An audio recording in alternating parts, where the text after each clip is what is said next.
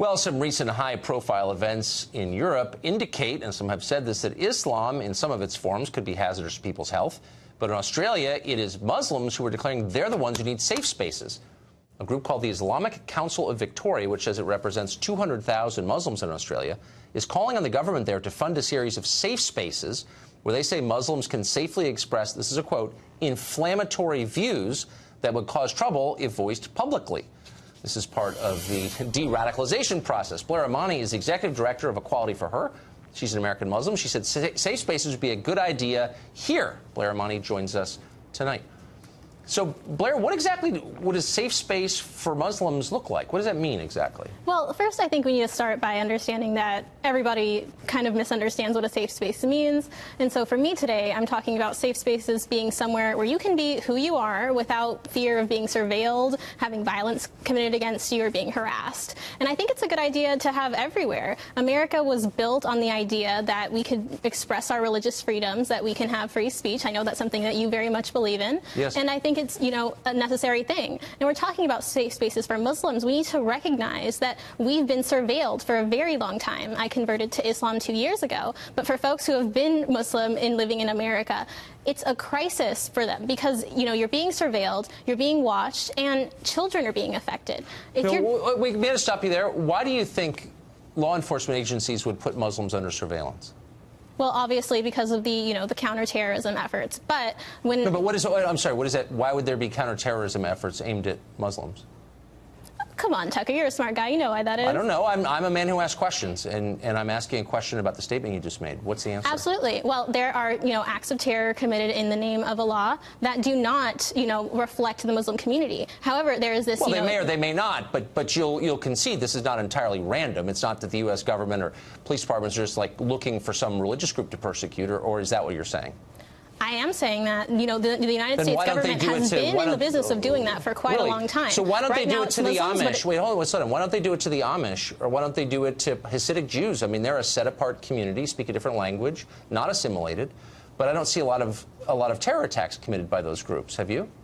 It's not profitable right now to be, you know, speaking against these other groups. Right now, it's very profitable to be speaking against Muslims because it's, you know, feeding into this wartime efforts. More cells. Okay, but look, I mean, we can debate the details here, but I think it's important to acknowledge a baseline, and that is that there have been an awful lot of attacks where actual people died in the United States and in Europe, committed by people saying really clearly we're acting in the name of Islam. And other Muslims say, you don't act in my name and you're perverting our religion or whatever. But there's still people who have killed a lot of other people in the name of Islam. So it's not like some mass fantasy that law enforcement is acting out of. This is a real thing, and I don't understand why groups like yours won't acknowledge the reality of that, because it is there. It's true.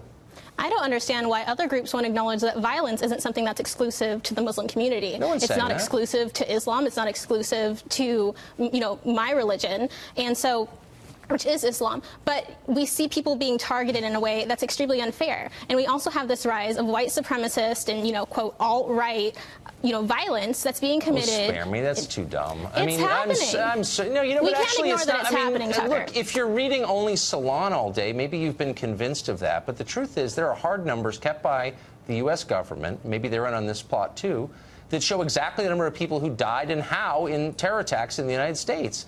And the truth is, there's no comparison. There actually is a problem with people self-identifying as Muslims murdering other people in the name of Islam. I don't think you're implicated in that. I'm not saying you are.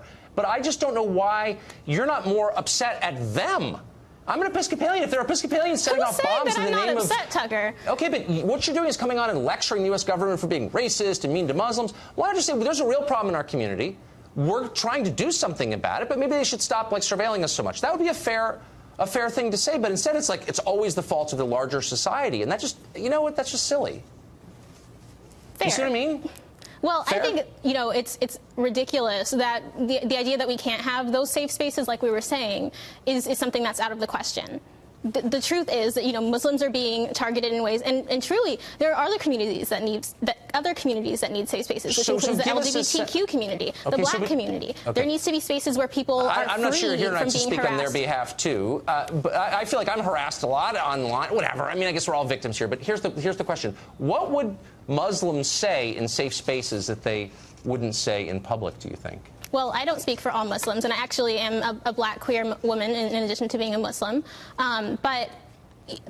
So from my own experience, when I go to the airport and I go to untangle, a pair of headphones and I get, visited by somebody from TSA, it's that type of thing. We have to look at the fact that it's not necessarily inflammatory things, it's the perception. In the safe space? No, this is a sincere question, though. You're asking for someone, not you, I guess, to pay for a safe space where people can say whatever they want.